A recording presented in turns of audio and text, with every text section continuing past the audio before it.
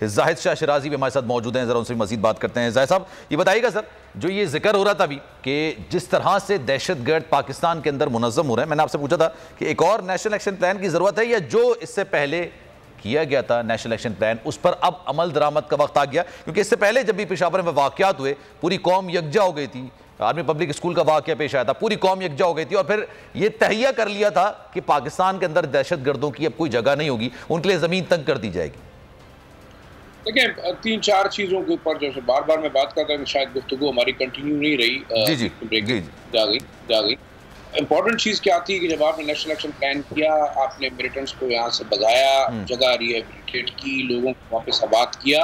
अब उसके बाद कंसोलिडेशन का इशू था, वो था फाटा की डेवलपमेंट का, वो था बलूचिस्तान के अंदर इशूज़ को एड्रेस करने का और एक national anti terror task force बनाने का, जो कि ना हुई। इसके अलावा मदारिस की रजिस्ट्रेशन की बात हुई थी और उनके हिसाबात और उनके अकाउंट्स की जो है ऑडिट की बात हुई थी, जिसके ऊपर बहुत सारी जमातों ने एतराज़ किया, मजहबी जमातों ने। और साथ साथ सदर्न पंजाब के अंदर जो हम कह रहे थे कि बारहा मिलिटेंसी के डेंस मौजूद हैं, उनके ऊपर एक्शन होना चाहिए। कराची का जो अनफिनिश जो एक्शन प्लान था, उसको मुकम्मल करना था, उन लोगों को, उन दहशतगर्दों और साथ साथ उन क्रिमिनल एलिमेंट्स के खिलाफ एक्शन था, जो कि ना हुआ। अब मेरे ख्याल में इंपॉर्टेंट चीज़ क्या है इस वक्त, देखें सिक्योरिटी चैलेंजेस आपके ईस्टर्न वेस्टर्न दोनों बॉर्डर्स पे हैं। अगर आप कहते हैं कि जी आपका दुश्मन भारत आराम से बैठा, ऐसा नहीं है। बलूचिस्तान के अंदर जो कुछ हो रहा है, अभी देखें ये जो स्टेटमेंट इशू हुई है दहशतगर्दों की उस ग्रुप की जानिब से जिन्होंने इस वाक़े को कबूल किया, वो क्लेम कर रहे हैं कि वो कोयटा से बैठे हुए हैं, कोयटा के बॉर्डर पे बैठे हैं। तो ये एक बड़ा अहम सवाल है। दूसरा, आपका जो फाटा का इलाका है वो अभी भी मेरे ख्याल में डेवलप नहीं है, वोलेटाइल है। वहाँ आपने पुलिस स्ट्रेंथन करनी थी, आपने इंतजाम कर लिया, लेकिन इंतजाम के हवाले से जो डेवलपमेंट प्लान था, क्या वो पैसे दिए गए फाटा में एजुकेशन की फराहमी के लिए, हेल्थ की फराहमी के लिए, लोगों को रोजगार की फराहमी के लिए? उस पर अमल दरामद नहीं हुआ। सूबे जो है इस वक्त जो दहशतगर्दी के खिलाफ मुतासरा इलाकों का जो शेयर है वो देने के लिए तैयार नहीं है। तो मेरे ख्याल में देखिए, पॉलिटिकल पार्टीज अगर इस मुल्क के अंदर हुकूमतें करना चाहती हैं और वो वाकई यहाँ पे बादशाहत अपनी कायम करना चाहती हैं, तो उन्हें फैसला करना होगा। मोइनुद्दीन हैदर साहब ने पहले जिक्र किया कि जी कुछ अर्सा पहले से वार्निंग आ रही थी। वार्निंग जब आ रही थी तो फेडरल गवर्नमेंट का रोल क्या था? क्या वो सिर्फ प्रोविंशियल गवर्नमेंट पे इल्ज़ाम लगा दी कि ये जी स्वात के अंदर वाक़या हुआ है, लक्की मरवत के अंदर वाक़या हुआ, तो ये प्रोविंशियल सर अभी कोऑर्डिनेशन भी तो नहीं है ना, वफाकी हुकूमत से कोई इस वक्त कोऑर्डिनेशन भी नहीं। मैं आपकी तरफ वापस आऊंगा। रुस्तम शाह मोहम्मद साहब जी हमें ज्वाइन कर चुके हैं, उनसे जरा मजीद बात करते हैं। रुस्तम शाह साहब, गुज़िश्ता रोज जो सानिया हुआ, वाकई में ये इंतहाई अफसोसनाक सानिया है। तकरीबन 93 अफराद इस सारे वाक़े में शहीद हो चुके हैं। सर क्या कहेंगे इस वाक़े के हवाले से? क्या दहशतगर्द फिर से मुनज़्ज़म हो रहे हैं? हमें क्या करने की जरूरत है? एक बार फिर से नेशनल एक्शन प्लान पर अमल दरामद के वक्त आ चुका है। देखिए, चंद बातें तो वाज़ेह हैं। सिक्योरिटी ब्रीच तो थी, उसके साथ साथ ये है कि इंटेलिजेंस फेलोर भी थी और उसके साथ साथ ये भी है कि एट द हाईएस्ट लेवल हुकूमत ने इस सारे मसले को न संजीदगी से लिया है। वो पॉलिटिकली डिवाइडेड पॉलिटी है पाकिस्तान की। उन सियासतदानों को अपनी फिक्र पड़ी हुई है, उनको अपने वेस्टेड इंटरेस्ट परस्यू करना होते हैं। उनके लिए बॉर्डर मैनेजमेंट कोई अहमियत नहीं रखती।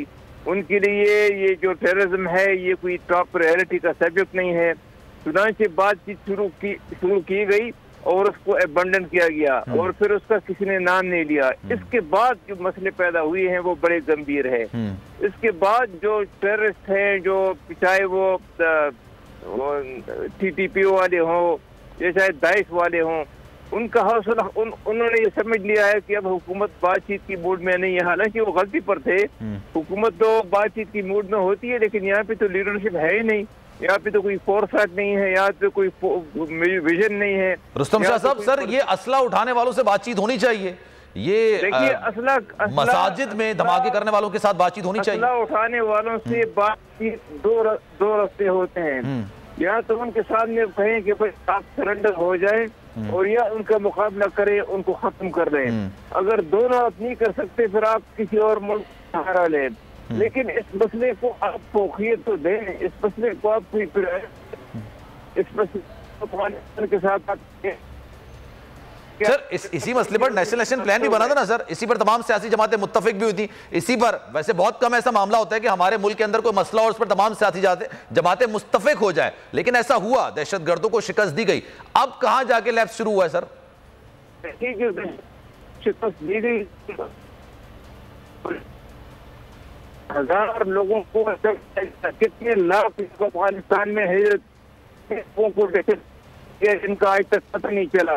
तो वो वैसे उसकी जो है वो अवाम ने भी कुर्बानी दी, हुकूमत ने भी काम किया, लेकिन उसकी जो बाकियात हैं उसको किसी ने तवज्जो नहीं दी। लोग आते रहे कि भाई हमारे घर बेकार हो गए हैं, हमारे घर गाँव देहात तबाह हो गए हैं, हमारे 2 लाख लोग अफगानिस्तान में है, कोई पूछने वाला है, लेकिन कोई पूछने वाला नहीं था।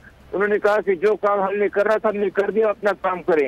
इस मसले को आपने संजीदगी से एट द हाईएस्ट लेवल नहीं दिया। तीसरी बात, हमारे मुल्क में पावर सेंटर बहुत है, एक पावर सेंटर नहीं है, तो उसकी वजह से पॉलिसी फॉर्मुलेशन में और पॉलिसी। सर मैं इसी को सवाल को आगे लेके चलता हूं। रुस्तम साहब बहुत शुक्रिया आपके वक्त का। जाहिर सर, जो इससे पहले जितने भी मामलात हुए उसके बाद तमाम सियासी जमातें यकजा हो गई, दहशतगर्दों का पाकिस्तान में कोई वजूद नहीं होना चाहिए, इस पर इत्तेफाक कर लिया गया।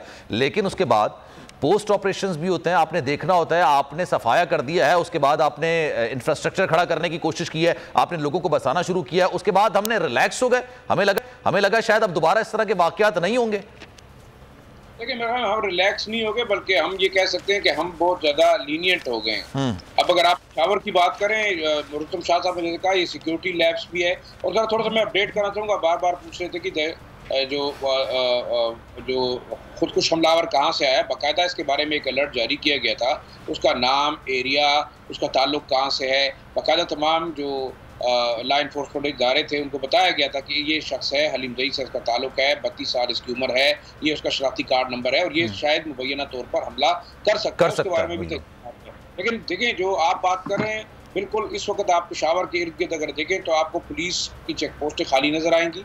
वो स्ट्रेंथन, वो सिक्योरिटी कॉर्डन नहीं है जो कि आज से हम 3-4 साल पहले कह रहे थे। और बार बार इसी के ऊपर जिक्र हुआ कि आप जो बफर जोन है, फाटा जो ट्राइबल एरिया, जो सूबाई दारुल पेशावर और बाकी सेटल्ड एरियाज हैं, चाहे आप बनू के बॉर्डर पे देखें, डेरी खान के बॉर्डर पे देखें, लकी मरवत के बॉर्डर पे देखें, कबायली इलाकों के अंदर ये सेटल्ड एरियाज जो है वो घिरे हुए हैं। तो आपने एक यहाँ पे एक टास्क फोर्स, पहले जमाने में आपकी फंक्शनल कॉन्स्टेबलरी होती थी, अब आपने उसको प्रूफ में जम किया, लेकिन वो इख्तियारात नहीं दिए। आपने कबायली इलाकों के अंदर पुलिस एक्सटेंड कर दी, लेकिन उनके पास वो मरात नहीं है, उनके पास ना वो प्लेयर है ना गैजेट्स हैं। और दूसरी तरफ देखिए इंपॉर्टेंट चीज बार बार जो हम जिक्र कर रहे हैं, ये हमारे IG खां मौजम जहा साहब ने भी कहा, हमारे मिलिट्री के ऑफिसर्स ने भी कहा कि जो अफगानिस्तान के अंदर अनलेफ्ट असला था वो इस वक्त पाकिस्तान की सिक्योरिटी फोर्सेस के खिलाफ इस्तेमाल हो रहा है। आप मिलिट्री के पास हैं, उनके पास नाइट विजन, लेकिन ये आई ओपनर है सर, ये वाकया आई ओपनर है। बहुत शुक्रिया। जाहिर शाह शिराजी साहब हमारे साथ मौजूद थे, और हम उम्मीद करते हैं, दुआ करते हैं और कोशिश करनी चाहिए कि इस तरह के वाकया जो कि माजी में पाकिस्तान में होते रहे, लेकिन अब दोबारा पाकिस्तानी इस तरह के वाकयात ही देखें। बड़ी मुश्किल से हमने दहशतगर्दों को और दहशतगर्दी को अपने वतन से शिकस्त दी है। अब उम्मीद करते हैं कि इस तरह का वाकया दोबारा ना हो। सलमान मिर्जा को दीजिए इजाजत। जिंदगी रही, सेहत रही और आपकी दुआएं रही तो इंशाअल्लाह अगली में आपसे फिर मुलाकात होगी। ख्याल रखिएगा अपना। अल्लाह हाफिज। जनाब, अगर ये वीडियो आपको पसंद आई है तो लाइक पर क्लिक जरूर कीजिएगा। खूने नाहक बहुत पी चुकी ये जमीन, अब कोई दिन में ये खून उगलने को है। खत्म हो जाएगी ये तमाशागरी, वक्त पलटेगा रोजे जजा की तरह।